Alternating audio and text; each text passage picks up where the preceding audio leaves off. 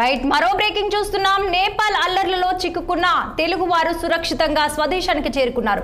కూటమి సర్కారు ఏర్పాటు చేసిన ప్రత్యేక విమానంలో విశాఖ రేణిగుంట విమానాశ్రయాల్లో వారు ల్యాండ్ అయ్యారు.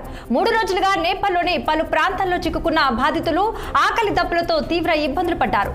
స్పందించిన ఏపీ సర్కార్ 6E9511 ప్రత్యేక విమానం ఏర్పాటు చేసి నేపాల్ యాత్రికులను తరలించింది. కాట్మాండ్ నుంచి విశాఖకు చేరుకున్న ఈ విమానంలో మొత్తం 144 మంది తెలుగు యాత్రికులు రాగా వారిలో 104 మంది విశాఖ ఎయిర్పోర్ట్ లో దిగిపోయారు. మిగిలిన 40 మంది యాత్రికులను తిరుపతి జిల్లా రేణిగుంటకు అదే విమానంలో తరలించారు.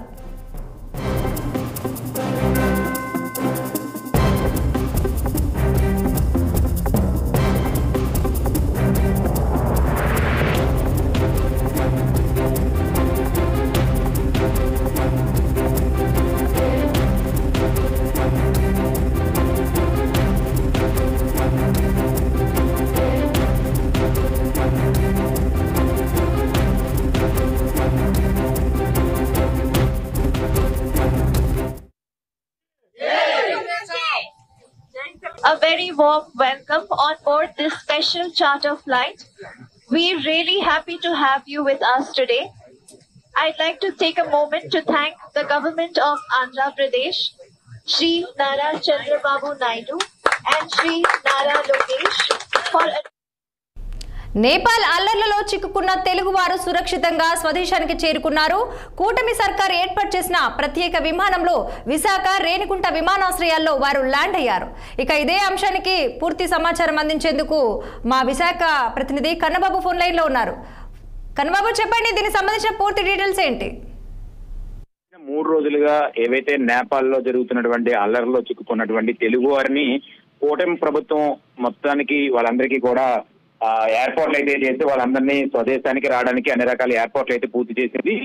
ఏదైతే కార్మాటం సంబంధించినటువంటి ఎయిర్పోర్ట్ నుంచి విశాఖ ఎయిర్పోర్ట్ వరకు కూడా యాత్రికులు అయితే ప్రయాణం చేయడానికి వీళ్ళందరికీ కూడా స్పెషల్ ఫ్లైట్ ఏదైతే 6E9511 ప్రత్యేక విమానం అయితే కూటమి ప్రభుత్వంలో సంబంధించి ఏదైతే చంద్రబాబు నాయుడు నారా లోకేష్ కూడా వీళ్ళందరికీ ఏర్పాటు చేశారు. దీనికి సంబంధించి గడిచిన 3 రోజులుగా నేపాల్లో జరుగుతున్నటువంటి అల్లర్ల నేపథ్యంలో వారందరినీ స్వదేశానికి తీసుకొచ్చేందుకు 3 రోజుల పాటు కూడా కసరత్తు చేసే వాళ్ళందరినీ తిరుపతి అలాగే విశాఖపట్నానికి సంబంధించిన వాళ్ళు ఎక్కువ, అలాగే విజయనగరానికి సంబంధించిన వాళ్ళందరినీ కూడా విశాఖకి నిన్న అర్ధరాత్రి సుమారుగా 7:30-8 ప్రాంతానికి అయితే విశాఖ చేరుకున్నప్పటికీ కూడా వీళ్ళ తాలూకా డీటెయిల్స్ అన్ని కూడా మళ్ళీ సేకరించి ఇక్కడ నుంచి వివిధ ప్రాంతాలకు ఎవరైతే ఉన్నారో ఆ ప్రాంతాలకు పంపించేందుకు ప్రభుత్వ అధికారులు అయితే అన్ని రకాల ఏర్పాట్లు చేశారు. వారిలో సుమారుగా 104 మంది అయితే విశాఖ వాసులు ఉన్నారు.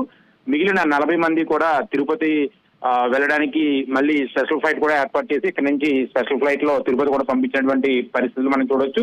అయితే నేపాల్లో అల్లర్ల కారణంగా అక్కడ చిక్కున్నటువంటి తెలుగు వారిని మంత్రి లోకేష్ చొరవతోనే ఈ ప్రత్యేకమైనటువంటి విమానం ఏర్పాటు అయింది. మేమంతా ఇక్కడికి రావడానికి కూటమి ప్రభుత్వంలో ఉన్నటువంటి చంద్రబాబు నాయుడు అలాగే పవన్ కళ్యాణ్ నారా లోకేష్ కూడా మాకు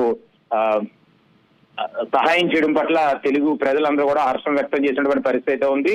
అయితే వీళ్ళు యాత్రల కోసం వెళ్ళినటువంటి వాళ్ళంతా తెలుగు వారంతా కూడా నేపాల్ అల్లర్లో చిక్కుకోవడం, వాళ్ళని అక్కడ ఉన్నటువంటి తెలుగు వారు అందరూ కూడా స్వదేశానికి రావడానికి అంటే ఇక్కడికి రావడానికి ఏదైతే విశాఖకు రావడానికి కావాల్సినటువంటి ఏర్పాట్లన్నీ కూడా నారా లోకేష్ దగ్గరుండి చూసినట్టుగా మనకు తెలుస్తుంది. దీనికి సంబంధించి తెలుగు ప్రజలందరూ కూడా వీళ్ళందరికీ కృతజ్ఞతలు తెలిపారు. దీనికి సంబంధించి నిన్న ఎవరెవరు అంటే వీళ్ళు స్పెషల్ కేర్ గాని తీసుకోకపోతే కనుక ఖచ్చితంగా మేము అక్కడ ఈ అల్లర్లో ఎలాంటి ఘటనలో మేము ఇరుక్కునే వాళ్ళమో ఎలాంటి పరిస్థితులు మేము చూడాల్సిన పరిస్థితి వచ్చిందంటూ నిన్నంతా కూడా వాళ్ళు నిన్న చెప్పినటువంటి పరిస్థితి మనం చూడొచ్చు. అయితే వీళ్ళంతా కూడా ఎవరి ఊళ్ళో వాళ్ళకి అంటే సుమారుగా విశాఖపట్నానికి సంబంధించి 140 మంది, వైజాగ్ సంబంధించిన 40 మంది, తిరుపతికి సంబంధించిన వారు, మరికొంతమంది విజయనగరం జిల్లాకు సంబంధించిన వారుగా ఇప్పటికే వాళ్ళు స్వగ్రామాలకు వెళ్లేందుకు బస్సు మార్గాన్ని కూడా ఏర్పాటు చేశారు. బస్సులు కూడా ప్రత్యేకమైనటువంటి టీం ద్వారా కూడా వీళ్ళందరినీ ఎస్కార్ట్ ఇచ్చి పంపించినటువంటి పరిస్థితి మనం చూడొచ్చు.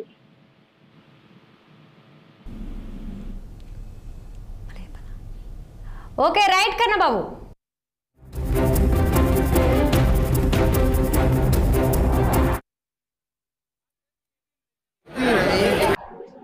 మరి మీ అందరికీ తెలిసినటువంటి నేపాల్ దేశంలో జరిగినటువంటి అల్లర్ల కారణంగా మరి మన ఆంధ్ర ప్రదేశ్ నుంచి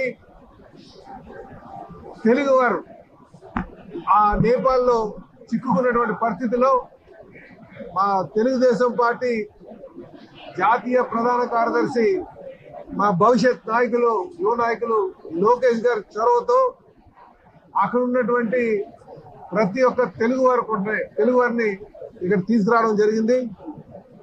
ఆయనకి మొన్న అసలు అఖిల నిన్న వారికి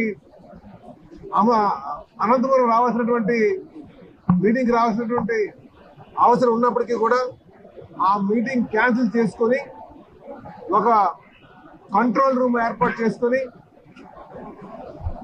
అటు ఢిల్లీలో ఉన్నటువంటి